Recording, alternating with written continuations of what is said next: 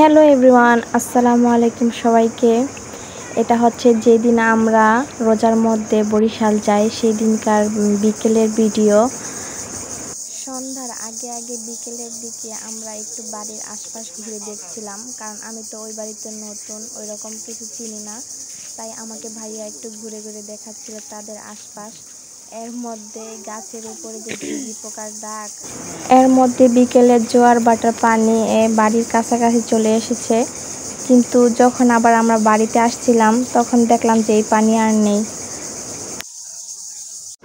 আমার মেয়ে আবার তার ওই বাড়ির বড় আপুর একটা ব্যাগ পাইছে, সাথে একটা পুতুলও ফ্রি। সেই জন্য তার ব্যাগটা কাঁধে নিয়ে এসে ঘুরতে যাবে, তাই কাঁধে নিয়ে হাঁটতেছিল আর এদিক ওদিক দৌড়াচ্ছিল।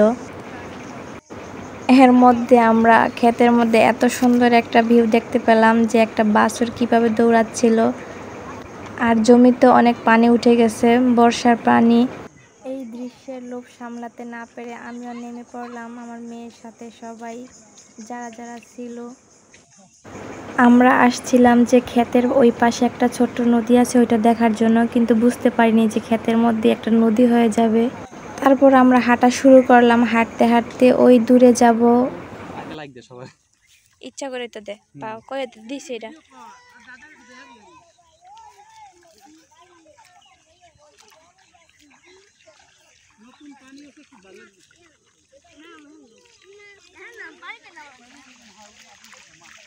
কি সুন্দর দৃশ্য আর গ্রামীণ পরিবেশ, দেখতে কেবল ভালো লাগতেছিল।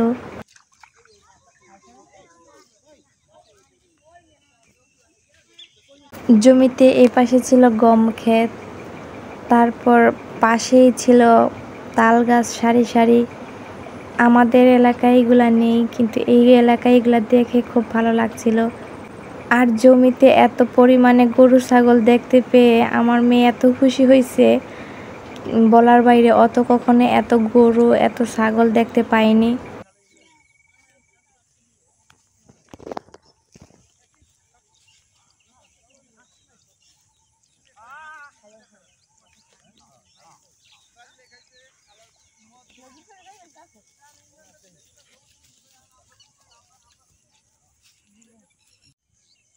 কয়টা হাম্বা দেখো তো, বাছুর কতগুলো বাছুর।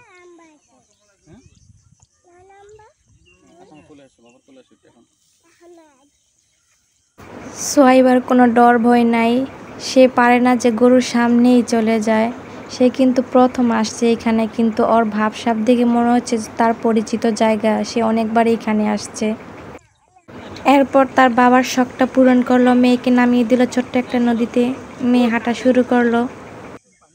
বাবা তুমি ভালো লাগতেছে বাবা, তুমি অনেক খুশি আমার বাবা।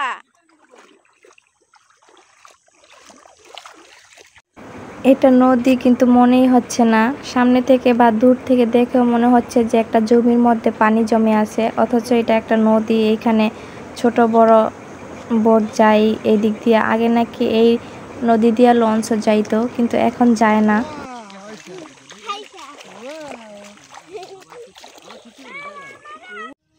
নিচে সোজা করে ধরো কোন আসো ওই পাশ থাকলে এই যে কোন পাশে পিছন সাইড নিব।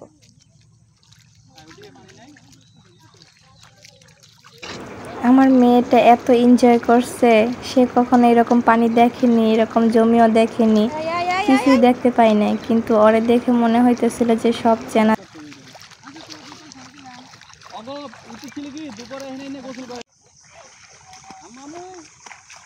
মোবাইল হ্যাং হয়ে গেছে। আম্মু আম্মু এদিকে আসো, আসো আসো।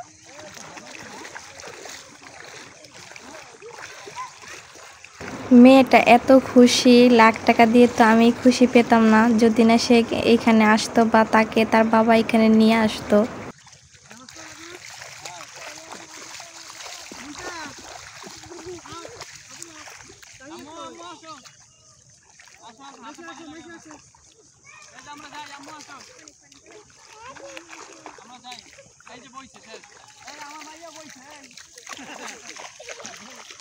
ময়না পাখিরা যে কিভাবে দৌড়াদৌড়ি করতেছিল এত সুন্দর পানি দেখে।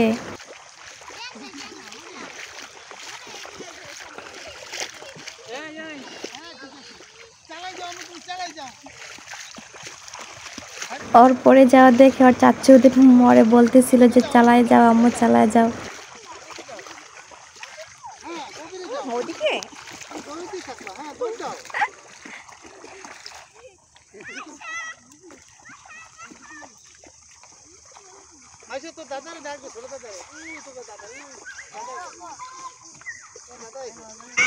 এগুলো আমার মেয়ের মেমোরিজ। ও যখন বড় হবে তখন সে দেখবে তার ছোটকালের ভিডিওগুলা। সে ছোট থাকতে কোথায় গিয়েছে, কোথায় কোথায় ঘুরলো, কি কি মজা করলো, এগুলাই সব ওর স্মৃতি হয়ে থাকবে।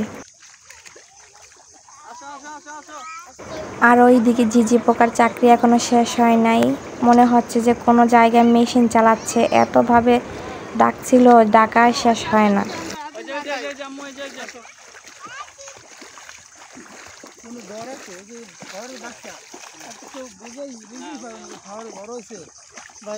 পানি দেখলে তো ভয় আছে না। আসো সবাই যাই, জামা পানি লাগছে, এই যে এখন ঠান্ডাটা লাগবে। আয়শা, আয়শা, আসো এদিকে, আসো আসো। আমার মেয়ে নতুন জায়গায় আসে দুইটা আপু পাইছে, বান্ধবী পাইছে, বন্ধু পাইছে, সবই পাইছে। তার কোনো কিছু নাই, সে মনের আনন্দেই ঘুরতেছিল, কোনো খারাপ লাগা নাই, কোনো ক্লান্তি নেই। অথচ সে সেই দিন বাসে 2বার বমি করছে, কিন্তু এইখানে আসার পর সব ক্লান্তি দূর হয়ে গেছে।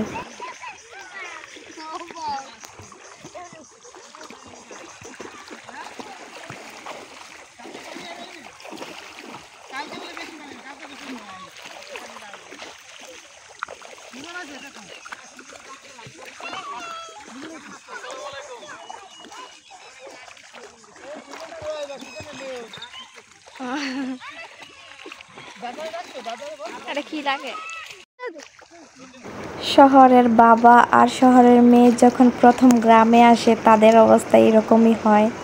বাবা মেয়ের খুশির তো শেষ নাই, তাই বাবা মেয়ে পানিতেই দৌড়াচ্ছিল।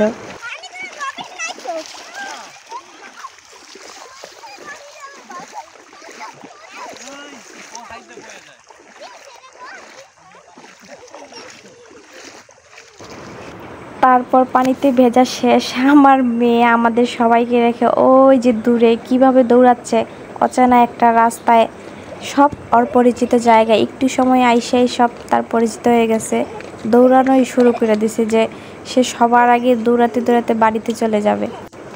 এই বাড়িতে আসার পর সর্বপ্রথম আমাকে আর আমার মেয়েকে এত সুন্দর একটা জায়গায় আনার জন্য ওর চাচুকে অসংখ্য ধন্যবাদ। কারণ ভাইয়া না আনলে তো আমরা এরকম ভিউ দেখতেই পেতাম না। তারপর আমরা যখন বাড়িতে ঢুকি তখন পানিগুলো প্রায় শুকায় গেছে। আমি তো অবাক যে যাওয়ার সময় দেখলাম যে পানি দিয়ে ভরা, আর আসার সময় সব পানি শুকায় গেছে। এত পানি কোথায় গেল? এটা একটা অবাক করার বিষয় না যে কিছু সময়ের জন্য আমরা গেলাম, তারপর দেখলাম যে পানিই নাই। আজকের ভিডিও এই পর্যন্তই, দেখা হচ্ছে আবার অন্য কোনো ভিডিওতে। আল্লাহ হাফেজ।